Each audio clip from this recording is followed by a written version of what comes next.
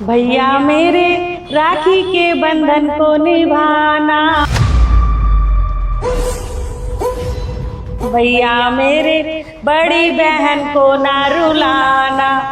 ये ले, हैप्पी रक्षाबंधन मेरे छोटे भाई। ये ले, देख तेरे हाथ में रक्षाबंधन का रक्षा सूत्र बांध रही हूँ ताकि मेरे भाई को किसी की नजर ना लगे। और देख तेरी मनपसंद बर्फी भी लाई हूँ, तुझे पसंद है ना? सर, ये गार्ड यहाँ पे काम करने आता है या फिर ये नौटंकी करने के लिए आता है? एक मिनट रुको। दीदी, हाँ, आप मुझसे बहुत ज़्यादा प्यार करती है ना।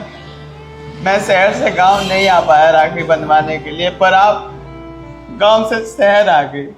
अरे तो क्या हो गया छोटे, अगर तू नहीं आया तो मैं तो आ गई। आखिर हमने रक्षाबंधन का त्योहार भी तो मनाना था। और अगर मैं शहर आ भी गई तो क्या हो गया, तुझसे मिल ली, भाभी से मिलूंगी और बुढ़िया से भी तो मिलना है मुझे। इसी बहाने में शहर भी घूम लूंगी। सर, आप मुझे बस एक बार परमिशन दे दो। इस गार्ड को ना मैं यहाँ से धक्के मार के बाहर निकाल दूंगा। रुको, इस गार्ड के साथ मुझे क्या करना और क्या नहीं करना मैं भली बात ही जानता हूँ, और यहाँ का बॉस मैं हूँ, समझे? अरे तू ये सब छोड़ छोटे, मेरा नेक तो दे। क्या हुआ? नहीं है बहन मेरे पास तुझे नेक देने के लिए पैसे। क्या करूं, मजबूर हूं। मैं कैसा अभागा भाई हूं जो अपनी बहन के लिए कुछ कर ही नहीं पाता हूं। माफ कर दे बहन, मैं तेरा गुनहगार हूं। अरे तू हाथ क्यों जोड़ रहे छोटे? पैसे नहीं है तो क्या हो गया? और जरूरी थोड़ा है कि पैसों से और उपहार से त्योहार मनाया जाए।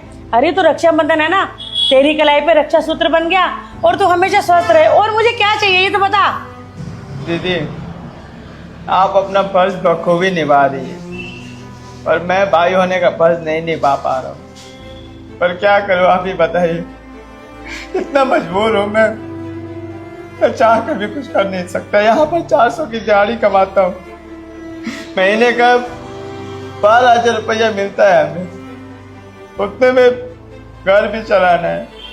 माँ की तबीयत खराब रहती है, बाबूजी की तबीयत खराब रहती है, हमारी पत्नी की तबीयत खराब रहती है, छोटी बच्ची है 1 साल की, उसकी भी तबीयत खराब रहती है। पता नहीं भगवान हमारे साथ क्या कर रहे हैं, कुछ समझ में नहीं आ रहा है।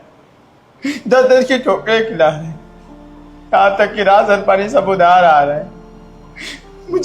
मुझे यही नहीं पता कि अपने परिवार को कैसे पालूंगा, कैसे खुश रखूंगा, जिंदगी भर कैसे उन्हें चलाऊंगा। क्या करूं, घुट घुट के मर रहा हूं मैं। इसलिए बहन तेरे लिए कुछ नहीं कर पा रहा हूं। माफ कर दो बहन, माफ कर दो। अरे छोटे, तू क्यों इतनी चिंता करता है? आज पैसा नहीं है तो क्या हो गया, कल तो होगा ना। और वैसे भी भगवान हमेशा उसकी परीक्षा लेता है जिसमें सहने की शक्ति हो।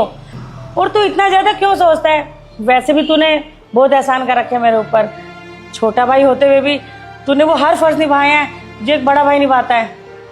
देख छोटे, तू ना ऐसे दुखी मत हो। और अगर तू दुखी होगा ना तो मैं अंदर ही अंदर परेशान होती रहूंगी। देख छोटे, मैं गांव से सिर्फ तेरे लिए आई हूँ ताकि आज के दिन तेरी कलाई सुनी ना रहे। मैं इतने चाहती हूँ कि तू हमेशा खुश रहे, तू कभी दुखी ना हो। नहीं बहन, मैं नहीं रहूँगा, उदास नहीं रहूँगा, खुश रहूँगा हमेशा, बस आपके लिए। क्योंकि आप जैसी मुझे बड़ी बहन मिली है जो मेरा इतना साथ देती है, मुझसे इतना ज़्यादा प्यार करती है। मैं क्यों रहूँगा वाला। आप ही किस्मत खराब है, पर एक दिन अच्छा हो जाएगा, भरोसा है मुझे। खैर कोई बात नहीं, आप काम करो, जाओ और हमारी पत्नी से बोलिएगा कि वो आपको खाना खिलाते। अगर घर में अनाज का दाना ना हो तो बोल दीजिएगा, राशन वाले से उधार लेकर आपके लिए बना देगी। जाइए आप। अरे नहीं छोटे, मुझे तो कोई भूख लगी नहीं और मैं तो घर से खा के चली थी। और वैसे भी तुझे देख लिया, मेरा पेट भर गया। और अब मैं ना सीधा घर जाती हूँ, भाभी से और मुन्नी से मिल लूँगी क्योंकि मेरी ना शाम की ट्रेन है, मुझे वापस भी जाना है आज। हाँ, हम भी चलेंगे, रेलवे स्टेशन ट्रेन पकड़वा देंगे, आप चले जाइएगा आराम से। ठीक है, आप जाइए। सुनो, नमस्ते मालिक। मालिक नमस्ते। कौन है ये और यहाँ ऑफिस में क्या करने आई है? हमारी बड़ी बहन है मालिक, आइए राखी बनवाने के लिए गांव से शहर। तुझे अच्छे से मालूम है ना कि इस ऑफिस में फैमिली को बुलाना अलाउड नहीं है, फिर क्यों बुलाया? इससे तेरी नौकरी भी जा सकती है, समझ आ रहा है तुझे? मालिक हमसे गलती हो गई, माफ कर दीजिए, आज के बाद ऐसी गलती नहीं करेंगे, नौकरी से मत निकालिएगा। मालिक, इसमें मेरे भाई की कोई गलती नहीं है, सारी गलती मेरी है। वो त्योहार था ना आज रक्षाबंधन का, ये पिछले 2 साल से घर नहीं आया, तो मैंने सोचा कि मैं ही आ जाऊं। इसे तो मालूम ही नहीं था कि मैं यहाँ आ रही हूँ। वो हमसे बहुत ज्यादा प्यार करते हैं ना हमारी दीदी, इसलिए आ गई है मालिक। आइंदा नहीं आएगी, गलती नहीं होगी, माफ कर दीजिए ना। तुम दोनों भाई बहन का प्यार ना मैं अभी निकालूंगा, तुम दोनों अभी ऑफिस में आओ। और हाँ, आज की जरा मीटिंग तुम अटेंड कर लेना। मालिक सुनिए तो। तुम दोनों को सुनाई नहीं दिया क्या? सर बुला रहे हैं, चलो जल्दी। हाँ जा रहे हैं, चल। साहब जी, कब से आप हमें खड़े करके रखे हैं, बता दीजिए ना, आप हमें नौकरी से नहीं निकाल रहे हैं ना, बोल दीजिए, माफी मांग रहे हैं ना आपसे हम। साहब, मेरे भाई की इसमें कोई गलती नहीं है, सारी गलती मेरी है। वो क्या है ना, पिछले 2 साल से ये किसी त्योहार पे घर नहीं आया, तो मैंने सोचा आज रक्षाबंधन है, मैं ही राखी बांधने चल लेती हूँ। मैं आज की ट्रेन से वापस चली जाऊंगी साहब, मेरे भाई को नौकरी से मत निकालिए, वो पहले ही बहुत परेशान है साहब। हाँ साहब जी, बहुत परेशान है, आप बोलेंगे ना पैर पकड़ लेंगे, फिर माफ कर देंगे ना आप। एक बात बताओ तुम दोनों, ये जो मेरी कंपनी में तुम दोनों मिलकर फैमिली फंक्शन बना रहे हो, मेरी कंपनी का और एम्प्लॉय इस चीज को देखेंगे तो उन पर क्या असर पड़ेगा? ऐसे तो मेरी कंपनी बदनाम हो जाएगी। अगर कुछ हो जाएगा तो मेरे ऊपर ब्लेम आएगा ना।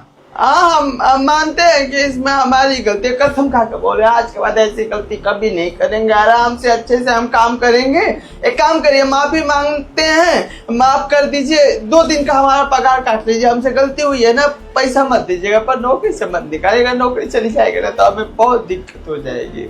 अच्छा, तो ये स्पेशली गांव से यहाँ तुम्हें राखी बांधने के लिए आई है? हाँ साहब, मैं राखी बांधने आई थी। वो क्या है ना, पिछले 2 साल से ये घर नहीं आ रहा था, तो मैंने अपने आदमी से कह के आज की ट्रेन कराई थी। मैं आज शाम को वापस चली आऊंगी साहब। देखो, रक्षाबंधन पे अगर बहन भाई को राखी नहीं बांधेगी तो त्योहार तो सूना रह जाएगा ना साहब। हाँ भाई, तेरी बहन मुझे बता रही है कि तू पिछले साल भी अपने गांव नहीं गया और इस साल भी नहीं गया। आखिर प्रॉब्लम क्या है? तू इतने बड़े शहर में काम कर रहा है, जो तू पैसा कमा रहा है किस लिए कमा रहा है? गांव क्यों नहीं जाता तू? साहब जी, हम जैसे गरीब इंसान के पास पैसे नहीं होते हैं, बस जिम्मेदारियां बहुत होती हैं। हमारे ऊपर भी है, पैसा कम कमाते हैं पर तबीयत सबकी खराब होती है, पता नहीं चलता कैसे अपना गुजारा करें, क्या करें, दवाई लाए या फिर भूखे रहे, लगता है भूखे ही मर जाएंगे। करिए सब छोड़िए साहब जी, बस यही बात है, हमारी बहन राखी बांधने आई थी, अगर माफ कर देंगे तो आपका एहसान रहेगा। देना इसे।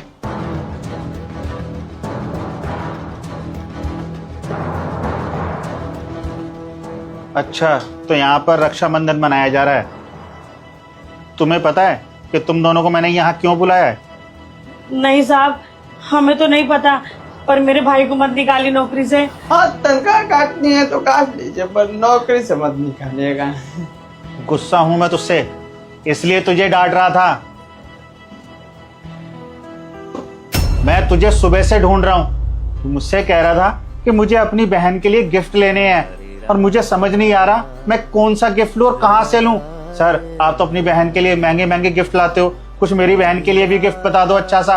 तूने मुझसे बोला था कि गिफ्ट खरीद के ले आओ, और जब मैं खरीद के ले आया तो मैं तुझे पूरे दिन ढूंढ रहा हूँ, तू मुझे कहीं मिला ही नहीं।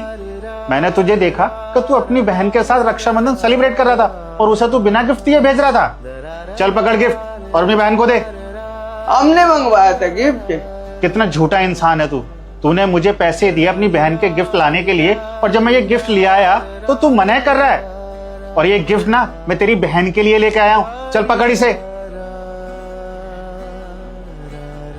अरे छोटे, तू ये उपहार दे रहा था क्या मुझे?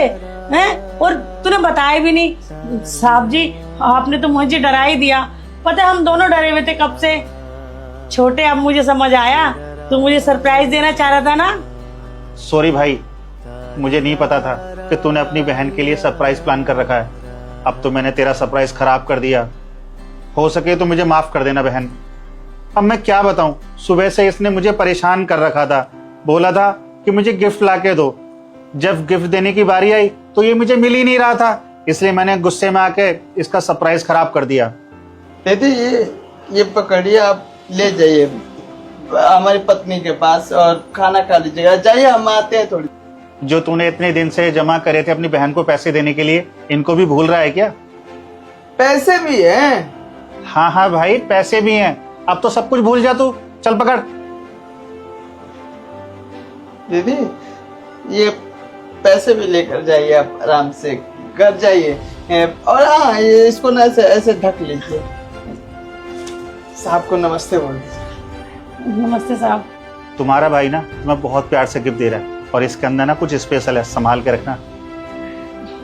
हाँ